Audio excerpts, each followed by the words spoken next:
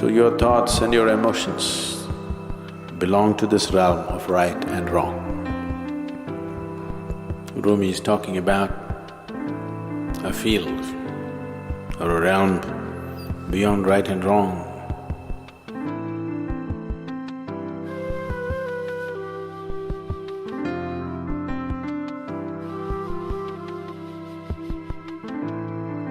One who's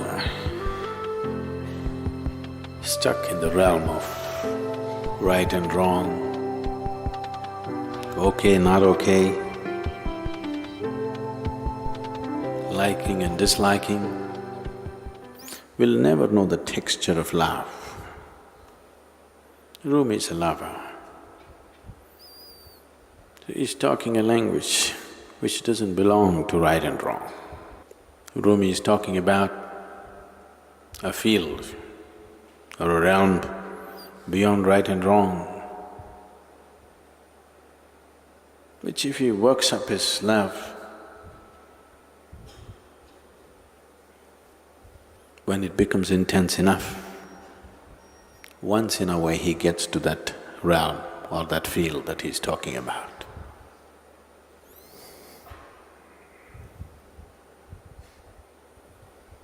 But for a yogi,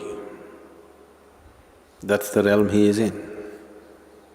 Once in a way he comes down to the realm of right and wrong when he has to deal with the world.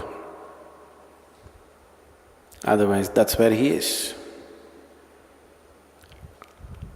And love is just one of the ways to get there. A sweet way, a pleasant way. But the problem with pleasantness is when something gets pleasant, for a lot of people, the journey gets pleasant, they'll never make it to the destination. It's unfortunate. It's wonderful if the journey is pleasant. It's the best way, the most intelligent way to get to the destination is making the journey pleasant and beautiful. But unfortunately, most people will not make it to the destination if their journey gets very pleasant. They'll park themselves right there in their pleasantness. Once you start distinguishing between pleasantness and unpleasantness, how can you escape right and wrong?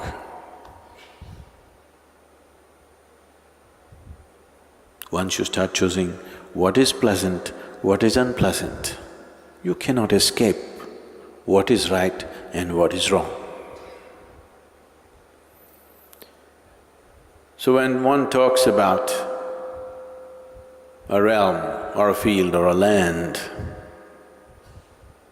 which is beyond right and wrong, it is also beyond acceptance and resistance. It is beyond acceptance and rejection. You can accept and reject only when you identify something as good and bad, right and wrong. As long as you're in that realm,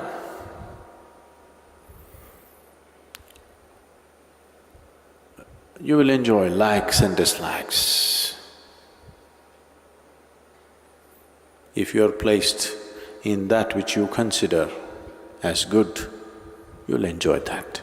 If you are placed in that which you consider as bad, you will suffer that. In this state, this generally, here in this culture, we just dismiss this as rajas.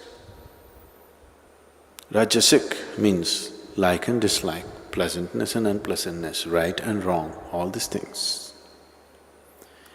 This state is very important for conducting the affairs of the world. But if you want to rule the inner kingdom, this is no good. If you want to be some kind of a boss, some kind of a king in this world. You must know what's right and wrong. You must know what's good and bad. If you can't discriminate, you cannot rule this world. But if you want to be a king of the inner world, then if you are in this right and wrong, you will never get there. That will not be your realm. You can think, you can emote, because thoughts and emotions belong to this. The moment you think, you cannot think beyond right and wrong. You cannot think beyond good and bad. So your thoughts and your emotions belong to this realm of right and wrong. Once you are beyond that and you're in a field of where there is no right and wrong, there is no thought, nor is there emotion in this. Oh, is life barren? No thought, no emotion. Is life barren? No.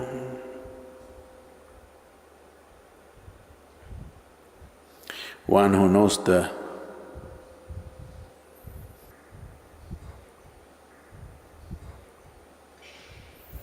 boundless ecstasy of nothingness,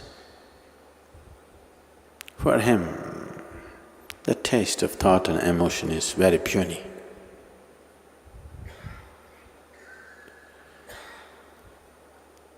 One who is constantly trapped in thought and emotion, right and wrong, in the dualities of life, because he doesn't know any better and he doesn't know how to get beyond this, he has to celebrate this somehow. He has to eulogize this. He has to make this the highest.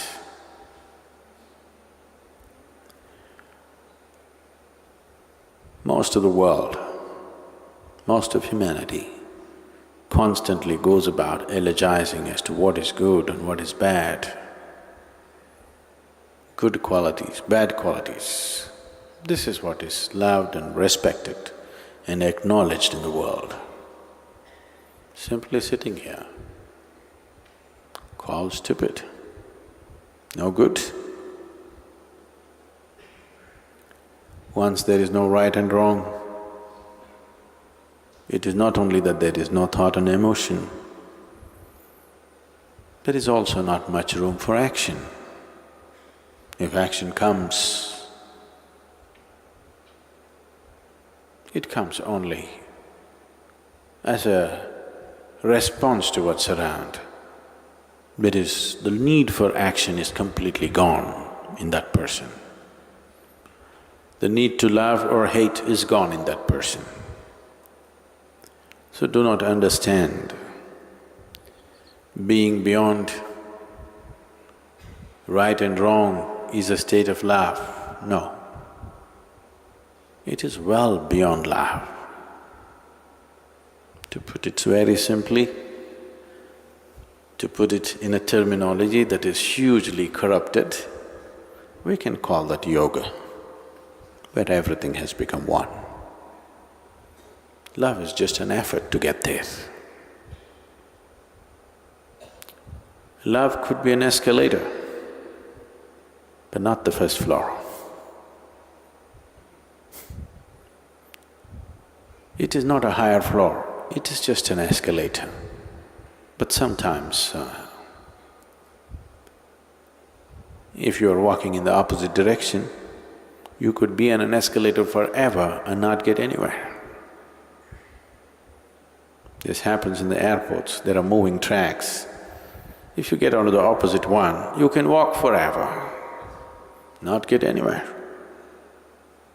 Today people are hugely attached to this kind of moment, and that's why treadmills have become so popular.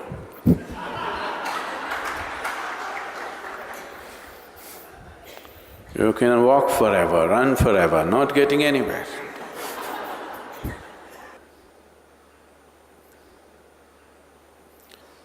There is music on it, there is video on it, it is also telling you you're getting healthier by the second, but you're not getting anywhere. I didn't call this love, I call this untouchable. Untouchable either means you're unwilling to touch it or you cannot touch it. You're incapable of touching it. There is a land that is beyond right and wrong. When you get to that land and lie there, humans who live for bread and toil to be what they are not will strive to hide their jealousy with mocking talk, and the gods will descend to be in the company they wish to be. Once you have reached that land beyond right and wrong, you never have to worry about making a mistake or going wrong. So once you're in that land, you don't have to worry about making a mistake or going wrong. That's when you live with simple abandon, where to other people it seems like you're reckless. But there's no way to make a mistake, so why should you be careful?